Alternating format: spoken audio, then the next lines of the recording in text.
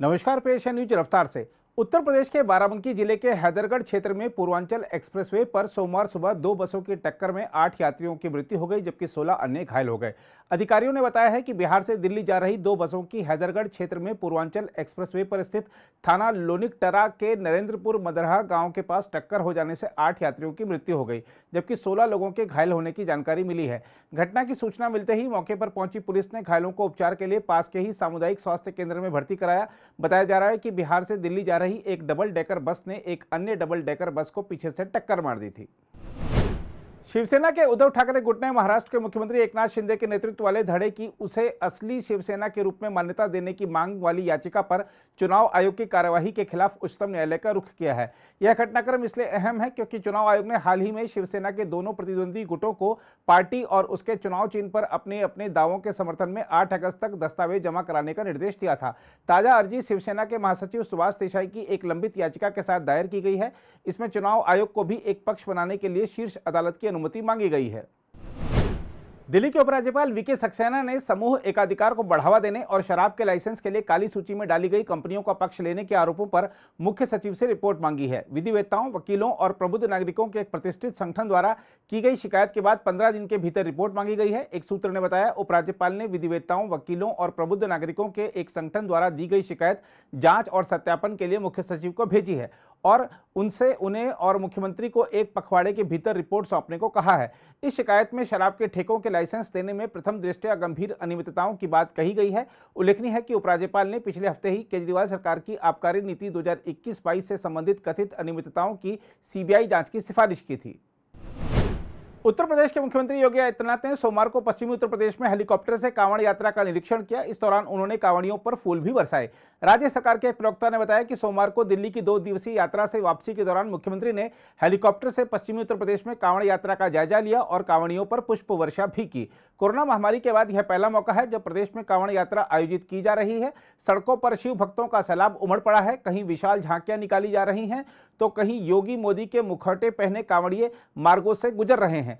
शिव भक्तों के स्वागत के लिए सजा शहरों का मुख्य मार्ग रंग बिरंगी रोशनी से जगमगा रहा है। जगह जगह कांवड़ सेवा शिविर भी स्थापित किए गए हैं।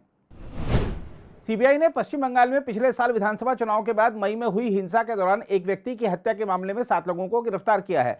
अधिकारियों ने बताया कि आरोपियों प्रणब बरकेत, प्रीतम रॉय सरकार, रतन रॉय सरकार, लिटन शील, लिटन भौमिक, नकुल रॉय सरकार और विश्वजीत बर्मन को लगातार निगरानी के बाद कूच बिहार, जयपुर और कोलकाता से गिरफ्तार किया गया। अधिकारियों ने बताया कि आरोपियों की मौजूदगी की सूचना के आधार पर सीबीआई ने 3 जिलों में 8 स्थानों पर समन्वित तलाशी ली, जहां वे सभी पकड़े गए। उल्लेखनीय है कि सीबीआई ने कलकत्ता उच्च न्यायालय के आदेश पर 19 अगस्त 2021 को इस मामले को अपने हाथ में लिया था।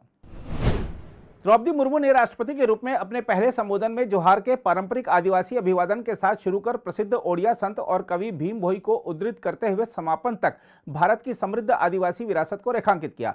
आदिवासी वर्ग से भारत की पहली राष्ट्रपति के रूप में शपथ लेने के बाद संसद के केंद्रीय कक्ष में अपने 18 मिनट से अधिक के संबोधन में उन्होंने विभिन्न क्षेत्रों में हुई संथाल, पाइका, कोल और भील क्रांतियों का उल्लेख करके देश के स्वतंत्रता संग्राम में समुदाय के शानदार योगदान पर प्रकाश डाला।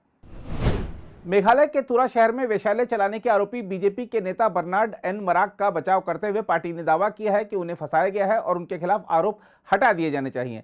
हालांकि विपक्षी दल कांग्रेस ने मामले की स्वतंत्र जांच की मांग की है। पुलिस ने शनिवार को कहा था कि उसने तुरा के बाहरी इलाके में स्थित ईडन बारी में मराग के स्वामित्व वाले एक फार्म हाउस में 6 नाबालिगों को मुक्त कराया और 73 लोगों को गिरफ्तार किया।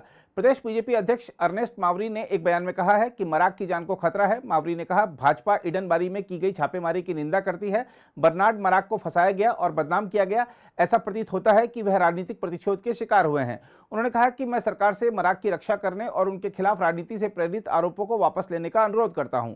उल्लेखनीय है कि बीजेपी राज्य में नेशनल पीपुल्स पार्टी के नेतृत्व वाले सत्तारूढ़ मेघालय डेमोक्रेटिक अलायंस गठबंधन का हिस्सा है, लेकिन उसने स्वायत्त जिला परिषद चुनाव स्वतंत्र रूप से लड़ा था।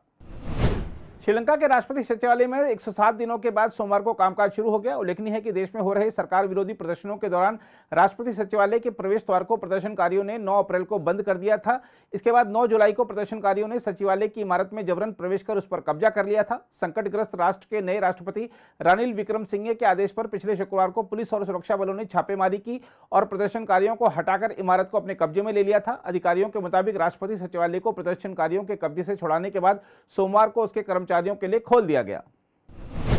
रियो ओलंपिक 2016 में दीपा कर्माकर को ऐतिहासिक चौथे स्थान पर पहुंचाने में अहम भूमिका निभाने वाले जिम्नास्टिक कोच विश्वेश्वर नंदी को विवादास्पद रोहित जायसवाल के स्थान पर बर्मिंघम में होने वाले राष्ट्रमंडल खेलों के लिए भारतीय महिला टीम का कोच नियुक्त किया गया है। रोहित जायसवाल को पहले महिला टीम का कोच नियुक्त किया गया था, लेकिन जिम्नास्ट अरुणा बुद्धा रेड्डी ने उन पर उनकी अनुमति के बिना वीडियोग्राफी करने का आरोप लगाया था, जिसके बाद उन्हें राष्ट्रमंडल खेलों की टीम से हटा दिया गया था। स्थानीय शेयर बाजार में सोमवार को पिछले 6 कारोबारी सत्रों से जारी तेजी के सिलसिले पर ब्रेक लगा और सेंसेक्स 306 अंक टूटकर 56,000 अंक के स्तर से नीचे बंद हुआ। रिलायंस इंडस्ट्रीज के शेयर में गिरावट और विदेशी संस्थागत निवेशकों की निकासी से बाजार नीचे आया। बीएसई का 30 शेयरों वाला सेंसेक्स 306.01 अंक यानी 0.55% के नुकसान के साथ 55,766.22 अंक पर बंद हुआ। इसी तरह नेशनल स्टॉक एक्सचेंज का निफ्टी भी 88.45 अंक यानी 0.53% की गिरावट के साथ 16,631 अंक पर बंद हुआ। अगर आप भी लेना चाहते हैं देश दुनिया की तमाम जानकारी तो आज ही सब्सक्राइब करें हमारे चैनल को। साथ ही नीचे दिए बेल आइकन को जरूर दबाएं ताकि हर अपडेट आप तक पहुंच सके।